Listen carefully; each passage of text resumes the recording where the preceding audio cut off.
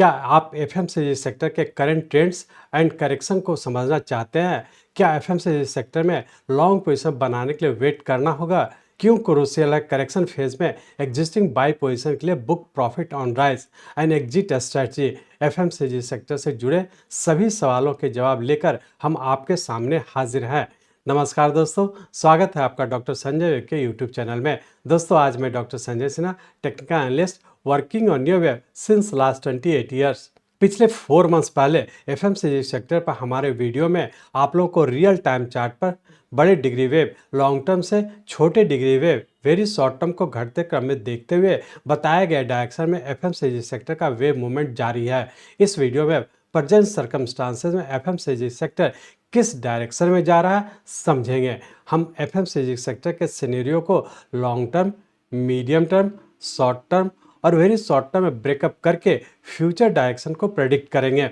हम neo analysis के principles को अप्लाई करेंगे। एफएमसीजी सेक्टर में प्रिसाइज मार्केट एनालिसिस के लिए हमारे साथ जाने रियल टाइम चार्ट्स को एक्सप्लोर करके स्ट्रेटेजिक डिसीजन मेकिंग। दोस्तों, FMCG sector medium term, short term और वेरी शॉर्ट टर्म में नीचे के डायरेक्शन में करेक्टिव फेज में कंटिन्यू है। इस वीडियो में हम देखेंगे कि एफएमसीजी सेक्टर किस पैटर्न में करेक्शन शो कर रहा है। हम नियो एनालिसिस के स्ट्रेंथ का उपयोग करके करेक्शन के टाइम के बारे में डिटेल में बताएंगे। अपनी कैपिटल की सुरक्षा के लिए नियो एनालिसिस टेक्निक यूटिलाइज करें। एफएमसीजी के पैटर्न्स एंड वेव्स को पहचानना सीखें।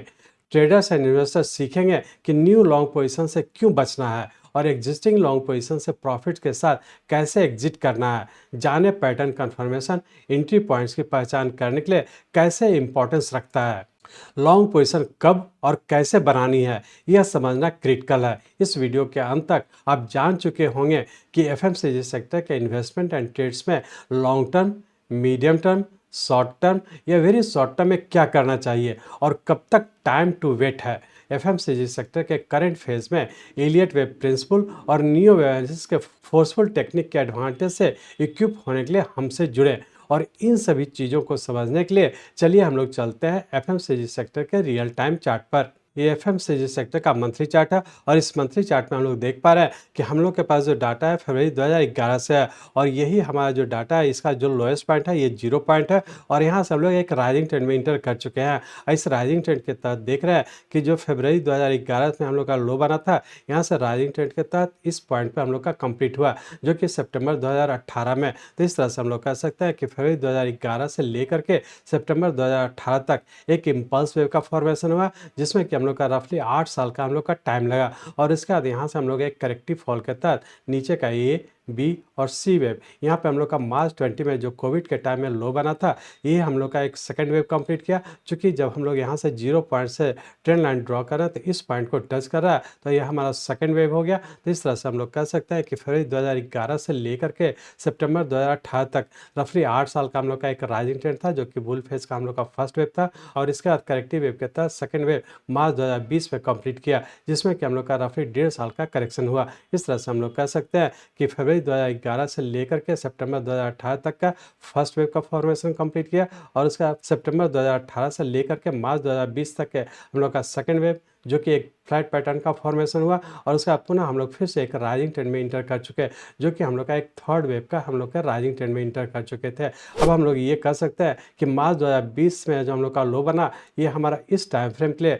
जो कि यहाँ से हम लोग का थर्ड वेव राइजिंग कंटिन्यू किया, इसके लिए इस थर्ड वेव का हमारा 0 पॉइंट हो गया और यहाँ से पुनः हम लोग राइजिंग ट्रेंड में इंटर कर चुके हैं जो कि थर्ड वेव के फॉर्म में ऊपर कंटिन्यू किए, जिसके तहत हम लोग यहाँ पे देख पा रहे हैं कि मार्च 2020 से लेकर के अक्टूबर 2021 तक है फर्स्ट और इसका जब 0 टू ट्रेंड लाइन ड्रॉ करा तो इस पॉइंट को टच करा तो हमारा ये सेकंड वेव हो गया और उसका थर्ड, फोर्थ और फिफ्थ वेव उससे बड़े टाइम फ्रेम का हमारा थर्ड वेव कंप्लीट किया। तो हम लोग ये देखने की कोशिश करेंगे कि मार्च 2020 के बाद जो ऊपर की ओर राइज कंटिन्यू किया इसका सबऑर्डिनेट वेव किस पैटर्न में है, लेकिन सिर्फ एक चीज़ को ध्यान रखें कि मार्च 2020 से जो ऊपर राइजिंग ट्रेंड ने कंटिन्यू किया ये हमारा थर्ड वेव का फॉर्म में ऊपर कंटिन्यू किया। अब हम लोग इसके सबऑर्डिनेट वेव को चेक करेंगे और देखेंगे कि इसका सबऑर्डिनेट वेव किस पैटर्न में है और आने वाले समय किस तरीके का फॉर्मेशन होने वाला है। तो उसके लिए हम लोग इस मंथली चार्ट को कन्वर्ट करते हैं वीकली चार्ट में और सिर्फ ये एनालाइज करने की कोशिश करेंगे कि सेकंड वेव के बाद जो ऊपर का मूवमेंट हुआ है इसका सबऑर्डिनेट वेव किस पैटर्न में है। तो अब हम लोग इस मंथली चार्ट को कन्वर्ट करते हैं वीकली चार्ट में। यहाँ पे हम लोग वीकली चार्ट में आ चुके हैं। इस वीकली चार्ट में हम लोग देख रहे हैं कि मार्च 2020 में हम लोग का सेकंड वेव कंप्लीट किया और यही सेकंड वेव हम लोग का इस थर्ड वेव के लिए हमारा 0 पॉइंट है और यहाँ से फिर से हम लोग पुनः एक राइजिंग ट्रेंड में इंटर किए। अब इस राइजिंग ट्रेंड के तहत देख रहे हैं कि मार्च 2020 से लेकर के अक्टूबर 2021 तक का रफली 18 महीने का हम लोग का एक राइजिंग ट्रेंड था। ये हमारा उससे बड़े टाइम फ्रेम का फर्स्ट वेव कंप्लीट किया और उसका यहाँ से 5 महीने का हम लोग का एक करेक्शन था जो कि मार्च 2022 में हम लोग का कंप्लीट किया और यहाँ से हम लोग जब 0 टू ट्रेंड लाइन ड्रॉ कर रहे तो इस पॉइंट को टच कर रहा तो ये हमारा सेकंड वेव हो गया और इसका पुनः हम लोग यहाँ से थर्ड वेव के फॉर्म में ऊपर कंटिन्यू किए। अब इस थर्ड वेव के तहत हम लोग यहाँ पे देख रहे हैं कि ऊपर का 1, 2, 3, 4 और 5 वेव और यहाँ पे हम लोग का थर्ड वेव कंप्लीट करके फोर्थ वेव के फॉर्म में यहाँ पे कंप्लीट किया और उसका पुनः हम लोग फिफ्थ वेव में ऊपर कंटिन्यू किए। चूँकि हम लोग का यहाँ से ऊपर जो राइजिंग ट्रेंड में इंटर किया था जिसके तहत हम लोग का ये 1, 2, 3, 4 और 5 वेव जो 5 जनवरी 2024 को कंप्लीट किया। इस तरह से हम लोग कह सकते हैं कि इससे बड़े टाइम फ्रेम का हमारा थर्ड वेव कंप्लीट किया। तो हम लोग ये कह सकते हैं कि मार्च 2020 से 5 जनवरी 2024 तक रफली 4 साल का हम लोग का एक राइजिंग ट्रेंड था जिसके तहत हम लोग का थर्ड वेव का फॉर्मेशन हुआ और उसका हम लोग फिर से फोर्थ वेव के फॉर्म में इंटर कर चुके हैं। अब हम लोग यहाँ पे देखेंगे कि चूंकि हम लोग का यहाँ से सेकंड वेव के बाद जो थर्ड वेव का फॉर्मेशन इस पॉइंट पे कंप्लीट किया उसका इस पूरे का हम लोग का फोर्थ वेव में इंटर कर चुका है। अब हम लोग यहाँ पर सिर्फ ये एनालाइज करने का कोशिश करेंगे कि फोर्थ वेव का टाइम पीरियड कहाँ तक होना चाहिए और प्राइस वाइज कहाँ पे आना चाहिए। तो हम लोग ये कह सकते हैं कि यहाँ से हम लोग का जो साइकिल डेली का जो राइजिंग ट्रेंड था जिसके तहत हम लोग का यहाँ पे थर्ड वेव कंप्लीट किया और उसके बाद यहाँ से हम लोग फोर्थ वेव के फॉर्म में नीचे करेक्शन में इंटर कर चुके हैं। अब हम लोग ये देखने का कोशिश करेंगे कि इस थर्ड वेव का सबऑर्डिनेट वेव सेकेंड वेव में हम लोग का रफली 5 मंथ्स लगा और जबकि हम लोग का फोर्थ वेव में हम लोग का रफली 4 मंथ्स लगा। तो हम लोग टाइम को यदि कैलकुलेट करते हैं कि फोर्थ वेव में क्या टाइम लगने की संभावना, जैसा कि आप लोग एडवांस कोर्स में हम लोग आप लोग से जो डिस्कस किया है जिसके तहत आप लोग को टाइम रूल के तहत बताया है कि फोर्थ वेव का टाइम जो थर्ड वेव के सबऑर्डिनेट वेव करेक्टिव 2 और 4 में जो ज़्यादा टाइम लगा तो यहाँ पे हम लोग देख पा रहे हैं कि इसमें हम सेकेंड वेव में हम लोग का 5 मंथ्स का टाइम लगा। तो बहुत ज़्यादा संभावना है कि यहाँ पे थर्ड वेव पूरा करने के बाद जो फोर्थ वेव का टाइम पीरियड है वो रफली 5 मंथ्स का टाइम लगना चाहिए। तो हम लोग यहाँ पे देखेंगे कि 5 जनवरी 2024 को हम लोग का एक इम्पल्स वेव कंप्लीट किया और इसके बाद यहाँ से हम लोग का कम से कम 5 मंथ्स तक नीचे रहने की संभावना है। और प्राइस वाइज की बात करें तो जैसा कि आप लोग जानते हैं कि जब यहाँ से हम लोग ऊपर राइजिंग ट्रेंड में कंटिन्यू किए थे जिसके तहत हम लोग यहाँ पे देख रहे हैं कि हम लोग का 1, 2 और 3, 4, 5 इसमें सबसे छोटा वेव हम लोग का फिफ्थ वेव का फॉर्मेशन हुआ और उससे बड़ा हम लोग का थर्ड वेव है। तो हम लोग इस कंडीशन में आप लोग जैसा जानते हैं कि एडवांस कोर्स में आप लोग को जो बताया है जिसके तहत आप लोग ये जानते हैं कि इसके बाद का जो करेक्शन फोर्थ वेव के फॉर्म में होगा तो इसके लिए हमारा प्राइस बाय कम से कम इस थर्ड वेव का सबऑर्डिनेट वेव फोर्थ वेव का पॉइंट हम लोग का ये है। तो रफली हम लोग का प्राइस आज हम लोग ये कह सकते हैं कि इसका सबऑर्डिनेट वेव फोर्थ वेव तक आने की संभावना है। तो हम लोग यहाँ से इस चीज़ का पता लग चुका है कि हम लोग का फोर्थ वेव का टाइम रफली 5 महीना मिनिमम लगना चाहिए। और प्राइस वाइज की बात करें तो फोर्थ वेव इसके सबऑर्डिनेट वेव फोर्थ वेव का जो लोएस्ट पॉइंट है यहाँ तक आना चाहिए। तो इस तरह से हम लोग कह सकते हैं वेरी शॉर्ट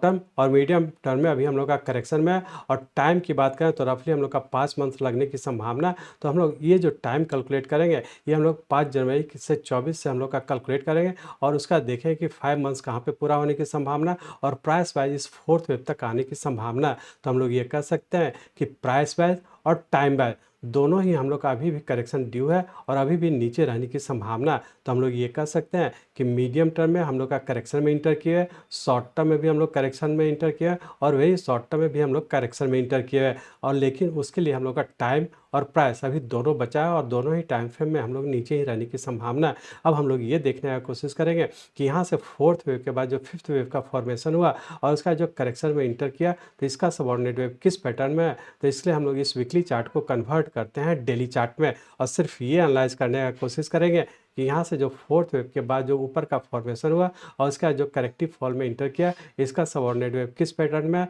और आने वाले समय में क्या होने की संभावना है। तो अब इस वीकली चार्ट को कन्वर्ट करते हैं हम लोग डेली चार्ट में। यहाँ पर सिर्फ आप लोग ये जरूर समझ चुके होंगे कि हम लोग का मीडियम टर्म में क्या होने की संभावना और शॉर्ट टर्म में क्या होने की संभावना। अब हम लोग वेरी शॉर्ट टर्म के लिए हम लोग इस वीकली चार्ट को कन्वर्ट करते हैं डेली चार्ट में। यहाँ पे हम लोग डेली चार्ट में आ चुके हैं। इस डेली चार्ट में अभी हम लोग देखे थे कि हम लोग वीकली चार्ट में हम लोग जब देखे थे तो यहाँ से हम लोग का फोर्थ वेव के बाद फिफ्थ वेव के फॉर्म में ऊपर कंटिन्यू किया था और इसके बाद यहाँ से हम लोग का एक छोटे टाइम फ्रेम में यहाँ पे देख पा रहे हैं कि हम लोग का पैटर्न कंफर्म किया। तो ये अपने आप में इंडिकेट कर रहा है कि लॉन्ग टर्म में भी हम लोग का राइजिंग ट्रेंड यहाँ पे पूरा किया और उसका फिर से हम लोग का मीडियम टर्म और शॉर्ट टर्म और वेरी शॉर्ट टर्म तीनों टाइम फ्रेम के करेक्टिव फॉल में इंटर किए हुए हैं। अब हम लोग ये एनालाइज करने का कोशिश करेंगे कि फिफ्थ वेव के बाद का जो फॉर्मेशन हुआ इसका सबऑर्डिनेट वेव किस पैटर्न में है। तो हम लोग यहाँ पे देख पा रहे हैं कि यहाँ से हम लोग का जब करेक्शन में इंटर किया था जिसके तहत हम लोग यहाँ पे देख पा रहे हैं कि नीचे का ए बी और सी इस पॉइंट पे कंप्लीट किया और उसका एक्स वेव बनाने का पुनः हम लोग यहाँ से करेक्टिव फॉल के तहत नीचे का ए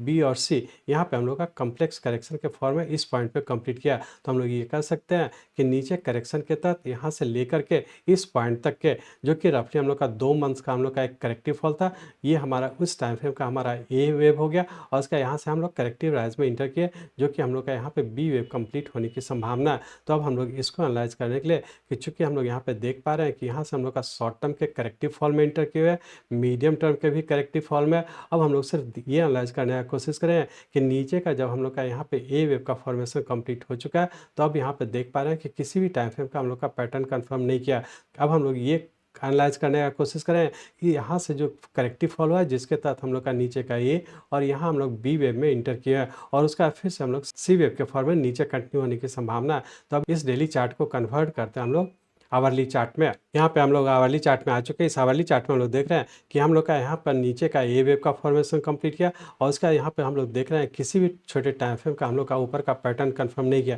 तो हम लोग ये कह सकते हैं कि यहाँ पे हम लोग का एक करेक्टिव वेव के तहत बी वेव का फॉर्मेशन यहाँ पे या तो पूरा हो चुका है या अभी हम लोग ये कह सकते हैं कि अभी हम लोग का बी वेव में रहने की संभावना है। लेकिन इस चीज़ को ध्यान रखेंगे कि जब ऊपर से जब नीचे की ओर हम लोग कंटिन्यू किए थे तो इस ए वेव का सबऑर्डिनेट वेव ये हम लोग का लास्ट वेव था जो नीचे की ओर था। तो जब तक कि हम लोग का वेरी शॉर्ट टर्म और शॉर्ट टर्म है जब तक ये वाला लेवल ऊपर का ब्रेक नहीं करता हम लोग ये मानेंगे कि अभी भी हम लोग का नीचे करेक्शन में कंटिन्यू है। अब हम लोग ये देखेंगे कि जब ए वेव का फॉर्मेशन जब हुआ था कंप्लीट और उसका जो बी वेव का टाइम लगा तो इसके तहत हम लोग देख रहे हैं कि वेरी शॉर्ट टर्म के करेक्टिव राइज में है और करेक्टिव राइज के तहत देख रहे हैं कि हम लोग का ए वेव का 61.8% से नीचे ही है। तो ये अपने आप में इंडिकेट कर रहा है कि ये हम लोग का जिगजैग का ए वेव है और उसका हम लोग करेक्शन में इंटर किए हुए हैं और ये बी वेव के फॉर्म में पूरा करके और फिर से नीचे सी वेव के फॉर्म में नीचे कंटिन्यू होने की संभावना। तो हम लोग ये कह सकते हैं कि हम लोग का जो 5 वेव कंप्लीट करके जो नीचे का कंटिन्यू किया था जिसके तहत शॉर्ट टर्म का हम लोग का नीचे का एक करेक्शन ए वेव इस पॉइंट पे कंप्लीट किया,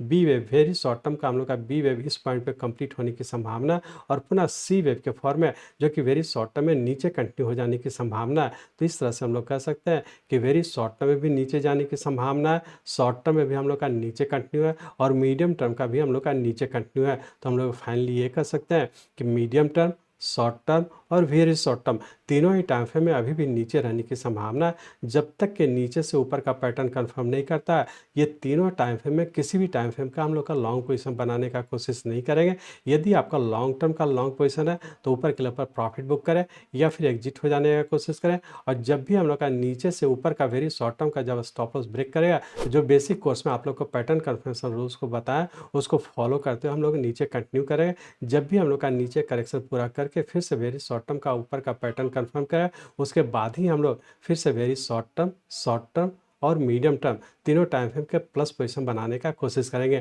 जब तक कि ऊपर का पैटर्न कंफर्म नहीं करता है किसी भी ये तीनों टाइम फ्रेम का हम लोग का लॉन्ग पोजीशन बनाने का कोशिश नहीं करेंगे। प्लस क्या तो जहां भी मौका मिलता है इसमें एग्जिट हो जाने का कोशिश करेंगे क्योंकि अभी भी नीचे रहने की संभावना है। और जैसा कि आप लोग से अभी डिस्कस किए थे कि अब बहुत ज़्यादा संभावना है कि अब हम लोग का रफली 5 महीने तक नीचे रहने की संभावना है और ये 5 मंथ्स हम लोग यहाँ से हम लोग कैलकुलेट करेंगे मतलब 5 जनवरी 2024 से हम लोग का नीचे रफली 5 मंथ्स तक मतलब मई तक नीचे रहने की संभावना है। तो उसी के तहत हम लोग जब तक के नीचे है कंटिन्यू है हम लोग किसी भी टाइम फ्रेम का प्लस पोजीशन बनाने की कोशिश नहीं करेंगे। जब भी ऊपर जाता है प्रॉफिट बुक करें या फिर अपर स्टॉप लॉस को ध्यान में रख करके टाइम का इंतजार करें। तो टाइम वाइज भी अभी हम लोग का टाइम बचा हुआ है नीचे की ओर और प्राइस वाइज भी जैसा कि हम लोग अभी लॉन्ग टर्म डिस्कस कर रहे थे तो उसमें आप लोग से डिस्कस किए थे कि 4th वेव तक नीचे आने की संभावना है। तो रफली 51,000 तक नीचे आने की संभावना है। तो टाइम बाय या प्राइस बाय दोनों में से मिनिमम जो भी टाइम लगता है या मिनिमम प्राइस आता है उसके बाद ही यदि हम लोग का पैटर्न कंफर्म करा तो फिर से हम लोग लॉन्ग पोजीशन बनाना शुरू कर सकते हैं।